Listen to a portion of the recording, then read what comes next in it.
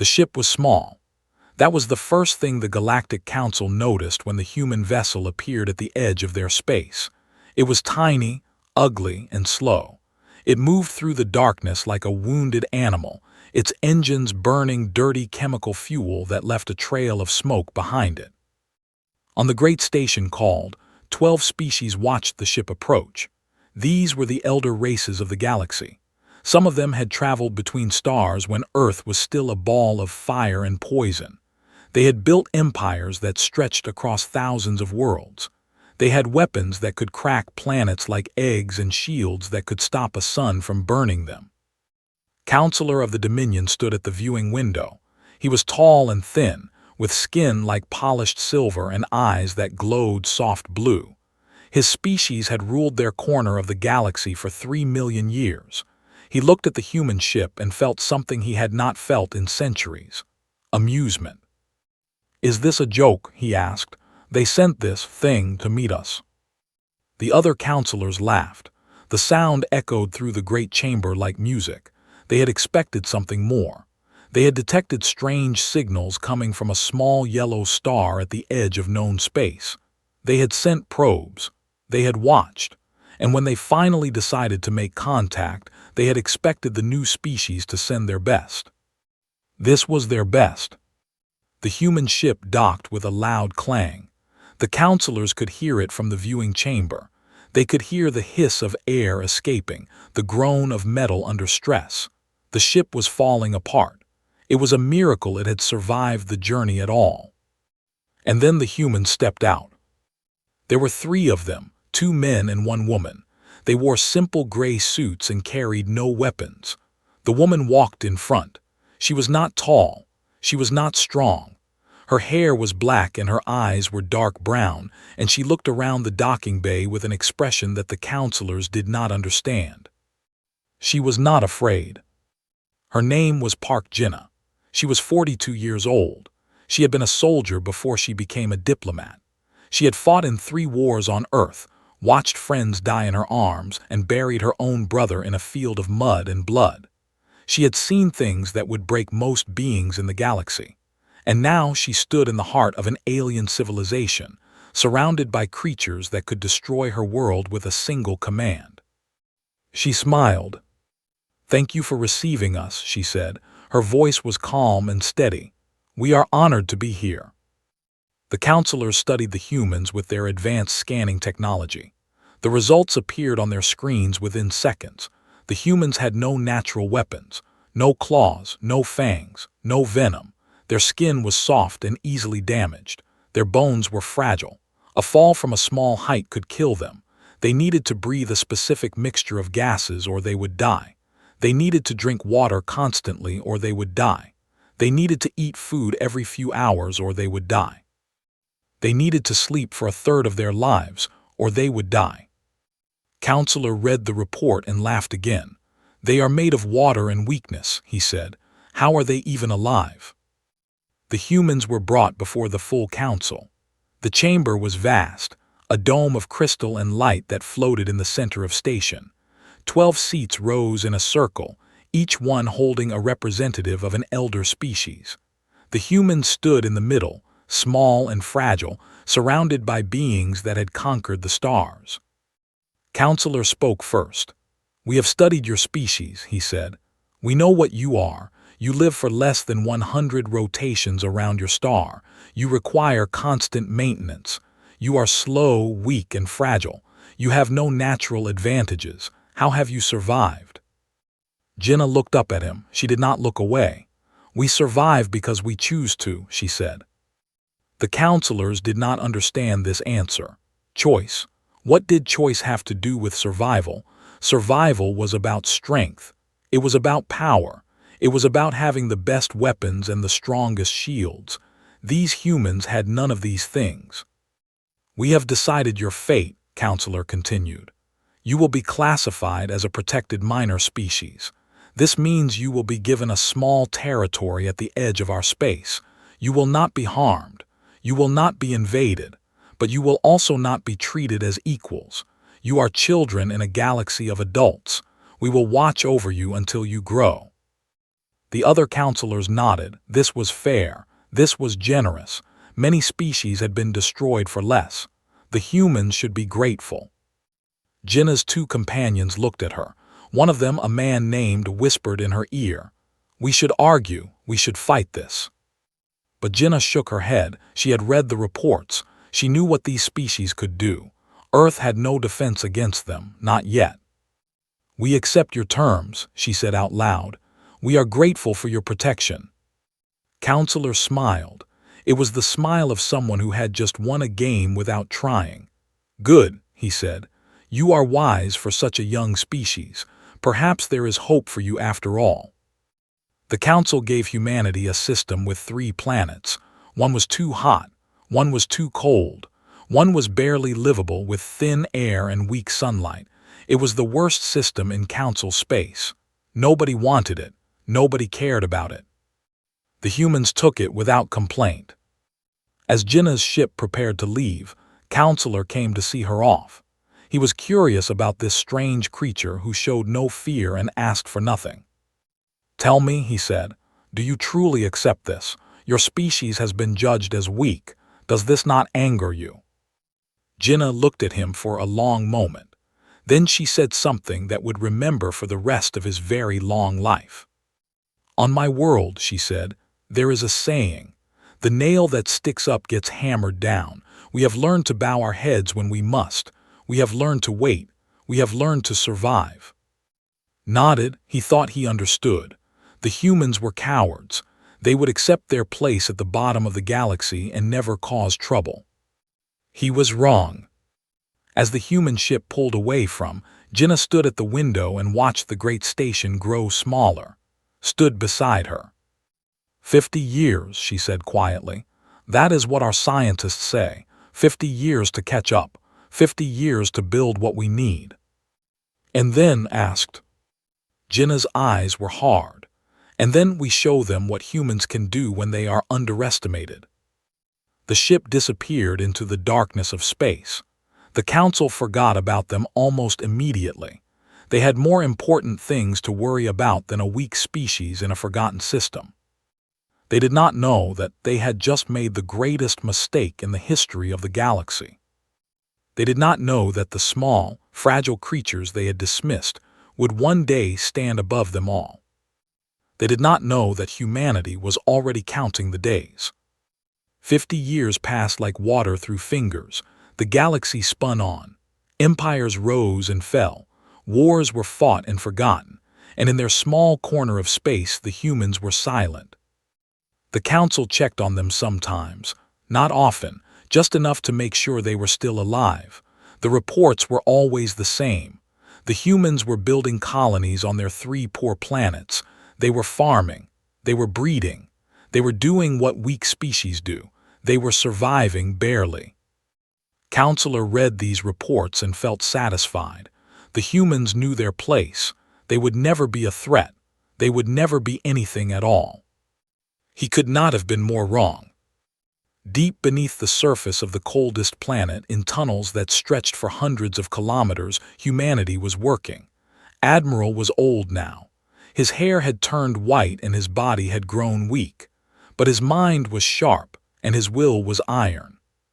He stood in a vast underground chamber, watching thousands of workers move like ants. They were building ships, not the small, ugly vessels that the Council had seen. These were different. These were beautiful, sleek and fast, with hulls of black metal that seemed to eat the light. "How many?" asked. A young officer named checked her tablet. 3,742 combat vessels, Admiral, plus support ships, carriers, and medical frigates. We will have 5,000 by the end of the year. Nodded slowly. It was not enough. The Council had millions of ships, but it was a start. In another part of the underground complex, Doctor worked in her laboratory. She was surrounded by alien technology, pieces of Council ships that had been bought, stolen, or salvaged over the decades. She had taken them apart. She had studied them. She had learned their secrets. And then she had made them better. The Council used energy shields that could stop almost anything, but they were slow. They took time to adjust to new attacks, had spent 20 years solving this problem. She had created shields that could adapt in milliseconds, shields that learned from every hit and became stronger. She held up a small device, no bigger than her hand. "This will change everything," she said to herself. In the military academy on the warmest planet, young humans trained for war. They ran until their lungs burned. They fought until their bones broke. They learned to shoot, to fly, to kill. And when they fell, they got back up. Had been one of these students once. She remembered the pain. She remembered the exhaustion. She remembered thinking that she could not go on, that her body was finished, that she had nothing left. And then she remembered getting up anyway. That was the human secret. That was what the council did not understand. Humans were not strong. They were not fast. They were not powerful, but they had something that no other species in the galaxy possessed. They refused to quit. Engineer was the oldest human still working on the project. He was 93 years old, and his hands shook when he held his tools. But his eyes were still good, and his mind was still brilliant. He had spent his life studying how things worked. As a young man, he had taken apart cars and radios and computers. As an old man, he took apart alien spacecraft. The council ships were impressive. They were huge and powerful and fast, but they were also old. The designs had not changed in millions of years. Why would they? They worked.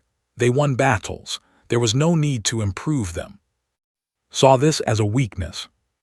He built fighters that were small and quick. He built missiles that could think for themselves. He built engines that were twice as efficient as anything the council had. He did not try to match their power. He tried to be smarter. They build hammers, he told his students. We build needles. A hammer is strong, but a needle can find the gaps in armor. The years passed. Park Jinnah, the ambassador who had accepted humanity's humiliation, grew old and died. But before she died, she called to her bedside. "How much longer?" she asked. Her voice was weak, but her eyes were still fierce. 10 more years, said, maybe less. Jinnah smiled. "I will not live to see it, but you will. Promise me something, old friend." "Anything." "When the time comes, do not be cruel. We are not fighting to become like them. We are fighting to be free. Do not forget the difference." Held her hand. "I promise." Jinnah died that night. She was buried on Earth in a small cemetery next to her brother. Millions of humans watched the ceremony. They did not cry. They did not despair.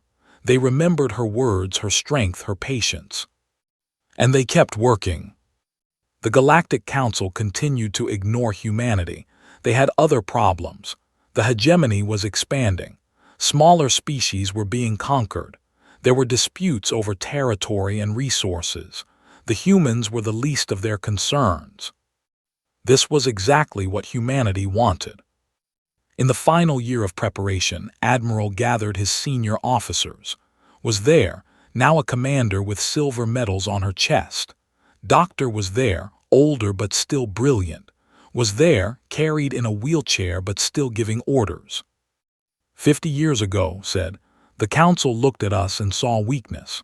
They saw creatures that sleep, that tire, that break. They gave us their worst system and expected us to fade away. He paused and looked at the star maps on the wall. They showed the entire galaxy, with human space as a tiny dot in the corner. They were right about one thing: we do sleep, we do tire, we do break. He turned to face his officers. But we also dream, we also rest, we also heal. These things they see as weaknesses, they are our greatest strengths. He pointed to the maps. Their crews work until they collapse. Our crews rotate, fresh and alert. Their strategies are ancient and unchanged. Our strategies are new every day, born from minds that dream and imagine. Their bodies do not know pain, so they do not know how to push through it. We live with pain. We grow from it. Stood up, sir, when do we begin? Smiled. It was not a happy smile. It was the smile of a man who had waited 50 years for revenge. We do not begin, he said. We wait for them to begin. We wait for them to attack us. We wait for them to underestimate us one more time. He sat down in his chair and folded his hands. And then we show the galaxy what humanity really is. Outside the underground base, the stars shone cold and distant. The council continued their business, never knowing that the weak species they had forgotten was about to change everything. The quiet years were ending. The storm was about to begin. The attack came without warning on a Tuesday morning. Iam was drinking coffee when the sky turned red. He was the governor of a small human colony called New, a farming world with green fields and clean rivers. 20,000 people lived there. Families, children, old people who had come to retire in peace. The ships appeared above the clouds like black dragons. There were hundreds of them, each one larger than any building on the planet. They blocked out the sun. Dropped his coffee cup. It shattered on the floor, but he did not notice. He was already running to the communications center. "This is Governor Im," he shouted into the radio. "We are under attack. Repeat, we are under attack, requesting immediate assistance from Earth Command." The response came quickly, but it was not what he wanted to hear. "Governor, this is Admiral. Help is coming, but we need time. You must hold for 72 hours. Can you do this?" 72 hours, 3 days, against hundreds of enemy ships and thousands of enemy soldiers. Looked out the window. The landing craft were already descending. He could see the first soldiers jumping out, tall creatures with 4 arms and skin like gray stone. They carried weapons that could cut through steel. He had 12 soldiers, 12, plus 400 civilians who had never held a gun in their lives. "We will hold," said. His voice did not shake. "Whatever it takes, we will hold." The thought the conquest would be easy. They had studied the council reports on humans, weak, fragile, primitive. Their commander general expected the humans to surrender within hours. He had conquered dozens of worlds. None had resisted for more than a day. He was not prepared for what happened next. The humans did not surrender. They did not gather in the town center and beg for mercy. Instead, they disappeared. They took their children and their old people and vanished into the mountains, into the forests, into tunnels that the scanners could not find. And then they started fighting back. On the first night, 3 soldiers were found dead in an alley. Their throats had been cut. Their weapons were missing. On the second night, a patrol walked into a building that exploded. 20 soldiers died. On the third morning, General woke up to find a message painted on the wall outside his command center. It was written in blood. "Humans don't kneel." Was furious. He ordered his soldiers to burn the forests. He ordered them to bomb the mountains. He ordered them to kill anyone they found. But the humans kept fighting. Iam led his small group of soldiers through the wilderness. They had no advanced weapons. They had hunting rifles, kitchen knives, and explosives made from farming chemicals. They should have been helpless against the technology. But they were not helpless, they were clever. A young woman named had been a hunter before the invasion. She knew every path through the mountains. She led patrols into traps, into dead ends, into places where the rocks fell and the ground collapsed. An old man named Han had been an engineer. He built bombs from fertilizer and fuel. He placed them on roads, in buildings, in the bodies of dead soldiers.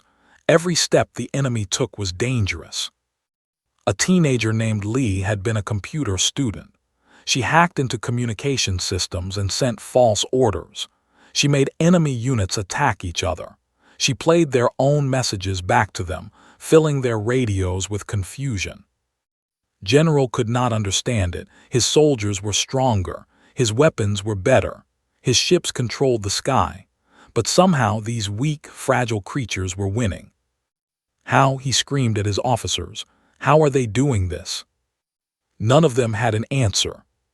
72 hours passed, then 96, then 120. The humans kept fighting. They did not sleep. They did not rest. When one fighter fell, another took their place. When they ran out of bullets, they used rocks. When they ran out of rocks, they used their fists. On the sixth day, the sky lit up with fire. Admiral had arrived. The human fleet came out of nowhere. The ships tried to respond, but they were too slow. Human fighters swarmed around them like angry bees. They were small and fast, impossible to hit. Their weapons found the gaps in armor, the weak points that Council species had never bothered to protect. General watched from the ground as his fleet burned.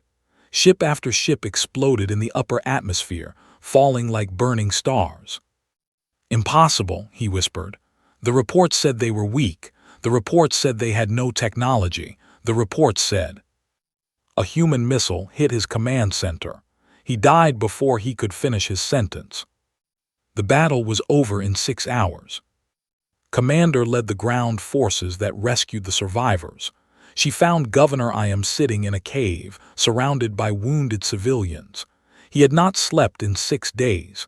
His hands were covered in blood, but he was smiling. "You held," said. "Against impossible odds you held." Looked at the children sleeping around him. "We had no choice," he said. "These are our people. This is our home. We would rather die than give it up." Helped him to his feet. "You will not have to die today, Governor. Today we won." The news of the battle spread across the galaxy. The hegemony, one of the most feared military powers in known space, had been defeated by the weakest species in the Council records. Their fleet had been destroyed. Their soldiers had been killed or captured. Their general was dead. And humanity had barely suffered any losses. The Council received the battle recordings and watched them in silence. They saw the human fighters dancing through enemy fire. They saw the human soldiers fighting hand to hand against enemies twice their size. They saw the human civilians turning farming tools into weapons. Counselor watched the recordings again and again. He studied every moment, every tactic, every impossible victory. "This cannot be real," he said. "These are the same creatures we classified as protected minors. These are the same creatures we laughed at." But it was real. Every second of it was real. And deep in his ancient heart, Counselor began to feel something he had not felt in 3 million years. Fear. The great chamber of station had never been so quiet. 12 species, rulers of the galaxy, sat in their ancient seats and said nothing. The air was thick with tension and something else, something that most of them had never felt before. Doubt. Counselor stood at the center of the chamber. He held a small device that projected images into the air, scenes from the Battle of Nu, ships burning, soldiers falling, a species that was supposed to be weak, destroying everything in its path. "I have studied them," said. His voice was not steady anymore. "For the past 30 days I have done nothing but study the humans. I have read their history. I have watched their wars. I have tried to understand how this is possible." He pressed a button and the images changed. Now they showed Earth, ancient Earth before humans had even left their planet. "They call this place Stalingrad," said. "It was a city on there. During one of their global wars, 2 great armies fought for control of it. The battle lasted for months. The conditions were, I do not have words, cold that would kill any of us in hours, hunger that stripped the flesh from their bones, disease, death, destruction beyond imagination." The counselors watched the images. They saw humans fighting in the ruins of buildings. They saw them dying in the snow. They saw them eating leather and paper just to survive. "Over 1 million of them died," continued. "More than 1 million, and do you know what happened? The survivors kept fighting. They did not retreat. They did not surrender. They won." Counselor of the collective raised one of her many tentacles. Perhaps this was unusual. Perhaps this was one moment of madness. Shook his head. "That is what I thought too, so I kept studying." He showed them more images. A narrow pass between mountains where 300 humans held back an army of thousands. An island fortress where humans fought until every single one of them was dead, just to buy time for their people to escape. Ships that sailed across frozen seas, armies that marched through deserts, cities that burned and were rebuilt again and again. This is not unusual, said. This is normal. This is what they are. They do not fight like us. When we face death, we calculate our chances and retreat if they are poor. When they face death, they seem to become stronger. Counselor of the military stood up. He was a warrior, 7 feet tall, with arms like steel cables. He had killed hundreds of enemies in personal combat. He feared nothing. But his voice shook when he spoke. What do you suggest we do? Turned off his device. The chamber fell into shadow. I suggest we talk to them. I suggest we give them what they want. And what do they want? Equal status, full membership in the council, recognition as an adult species. The chamber exploded with noise. 12 species shouted at once. This was impossible. This was insulting. They were the elder races. They had ruled the galaxy for millions of years. They could not simply accept these children as equals. But beneath the noise there was fear.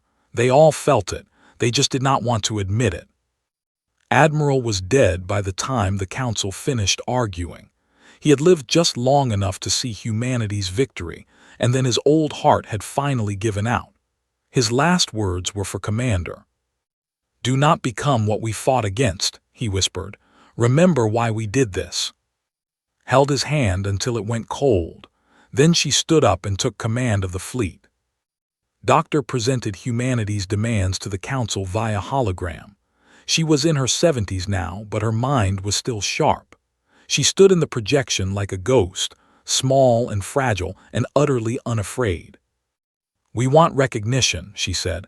Nothing more, nothing less. We want to be treated as equals. We want a seat at your table. We want a voice in your decisions. Counselor laughed, but it was a nervous laugh. And if we refuse? Smiled. It was not a threatening smile. It was almost sad. Then we will ask again tomorrow, and the day after that, and the day after that. Humans are very patient when we need to be. The council debated for 27 days. Some wanted to negotiate. Some wanted to fight. Some wanted to pretend that nothing had changed, that the humans were still the weak species they had always been. In the end, pride won over fear. The council voted to reject humanity's demands. They are still inferior, Counselor declared. One victory does not make them our equals. We will show them their place. 3 days later, the human fleet appeared in orbit around station. There were 10,000 ships. They hung in the darkness like stars, silent and still. They did not fire. They did not threaten. They simply waited. Counselor stood at the viewing window, looking at the fleet. He remembered the day Park Jinnah had arrived in her tiny, broken ship. He remembered laughing at her. He remembered thinking that humans were nothing. Now her fleet could destroy the greatest station in the galaxy, and they were doing nothing. What are they waiting for? Demanded. Why do they not attack? Understood, and the understanding made him feel very old. They are not here to attack. They are here to remind us that they could. A communication came through. It was not from Doctor, it was from a new figure, a woman with gray hair and hard eyes. Admiral. This is the Human Alliance fleet, she said. We are not your enemies.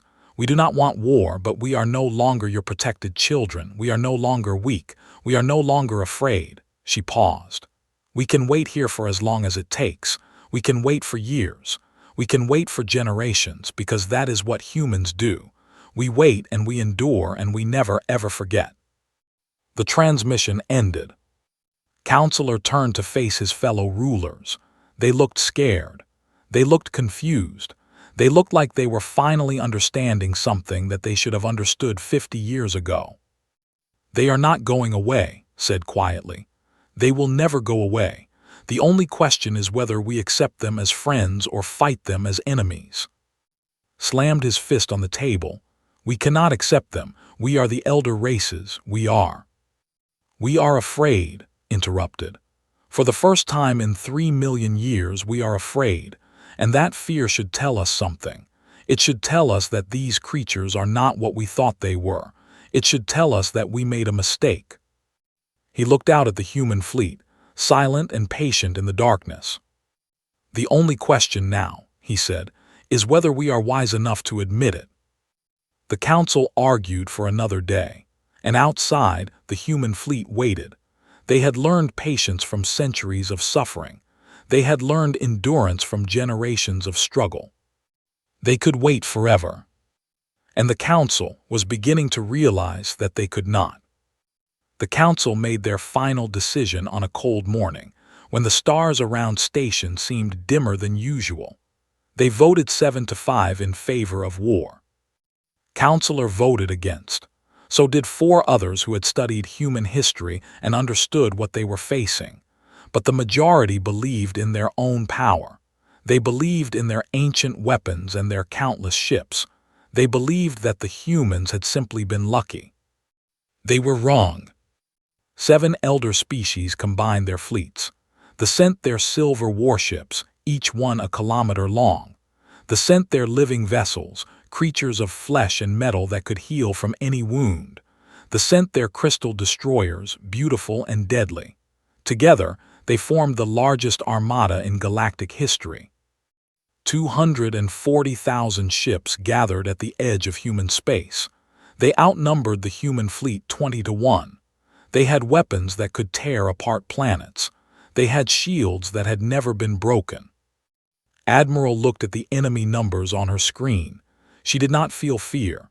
She felt something else, something that burned in her chest like fire. Determination.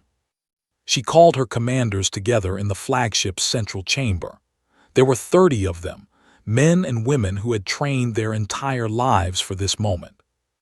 They think this battle will be decided by numbers, said. They think that because they have more ships they will win.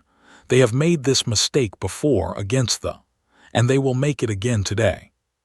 She pulled up a star map. It showed the space between the 2 fleets, a vast emptiness called the void. We will fight them here, she said, and we will teach them something they have never learned in their 3 million years of existence. Commander, the youngest officer in the fleet, raised his hand. What is that, Admiral? Smiled. It was the same smile that Park Jinnah had worn 50 years ago, standing before the council that laughed at her. We will teach them that strength is not about size, it is not about power, it is not about weapons. She looked at each of her officers, one by one. Strength is about will, and no species in this galaxy has a stronger will than humanity. The Battle of the Void began at dawn. The council fleet advanced in perfect formation, a wall of metal and fire that stretched across the darkness. Their commanders expected the humans to retreat, to run, to hide. Instead, the human fleet flew straight at them. The first day was chaos. Council weapons tore through human ships, but for every ship that fell, 2 more took its place. Human fighters danced between the massive council vessels, too small and fast to hit. Human missiles found the weak points in shields that had never been tested against such precise attacks. And then the council learned something that changed everything. Human crews rotated. Every 8 hours, fresh pilots replaced tired ones. Fresh gunners replaced exhausted gunners. Fresh engineers replaced workers who had been fighting all day. The council ships had crews that worked until they collapsed, that pushed through exhaustion until their minds broke. The humans had crews that were always alert, always sharp, always ready. By the 3rd day, the council fleet was making mistakes. By the 5th day, those mistakes had become disasters. By the 7th day, the council commanders were screaming at each other, their perfect formations broken, their ancient strategies failing. On the 9th day, 3 human cruisers made a choice. They were damaged, their shields were failing, their weapons were nearly empty, they were going to die anyway, so they decided to die with meaning. Captain O led them. He was 34 years old, married, with 2 children waiting for him on Earth. He would never see them again. He knew this. He accepted it. All hands, this is the captain, he said over the ship's speakers. We have a chance to end this war today. The enemy flagship is ahead of us. If we reach it, if we destroy it, this battle is over." He paused. Around him his crew was silent. They knew what he was asking. "I will not order anyone to do this," he continued. "I am asking for volunteers. Anyone who wants to leave, the escape pods are ready." No one left. "Then let us show them what humans are made of." The three cruisers accelerated toward the enemy flagship. Council ships tried to stop them, but they were too fast, too determined. They broke through line after line, leaving fire and destruction in their wake. In the final moments, Captain O opened a broadcast to all frequencies. "This is the Human Alliance cruiser Hope," he said. "To the Council, tell your children about this day. Tell them that humans do not surrender. Tell them that humans do not run. Tell them that when we believe in something, we will die for it." The three cruisers hit the enemy flagship at full speed. The explosion lit up the entire sector. General of the fleet was on that ship. He died instantly. So did 15,000 Council soldiers. So did Captain O and his crew. But their sacrifice broke the enemy's spirit. By the 11th day, the Council fleet was in full retreat. Of their 240,000 ships, only 60,000 remained. The rest were destroyed, captured, or abandoned. The greatest military force in galactic history had been defeated. Admiral led her surviving fleet to station. There was no bombardment, no revenge, no celebration. Instead, she sent a single message to the Council chamber. "We are coming to talk. Open your doors." The doors opened. Walked into the great chamber alone. She was small, barely 5.5 feet tall. Her uniform was torn. Her face was covered in burns. She had not slept in 4 days. But she walked like a queen. The 12 seats of the Council were occupied, but the councilors looked different now. They looked old. They looked tired. They looked afraid. Councilor stood up. He walked down from his seat until he stood before, close enough to touch her. "I remember your ambassador," he said quietly. "Park Jinnah. She stood in this same place 50 years ago. I laughed at her. I told her that humans were weak." Nodded. "I know. She told me about you before she died." Lowered his head. "I was wrong. I see that now. We measured you by your bodies, by your physical strength. We never measured your hearts." He reached into his robe and pulled out a small golden badge, the symbol of Council membership. "This is yours," he said. "By right of blood and sacrifice, you have earned it." Took the badge. She looked at it for a long moment. Then she looked up at the Council, at the 12 ancient species who had ruled the galaxy for millions of years. "We did not fight for this badge," she said. "We did not fight for power or for glory. We fought because you told us we were nothing, and we knew that you were wrong." She put the badge in her pocket. "We are human, we are fragile, we are brief.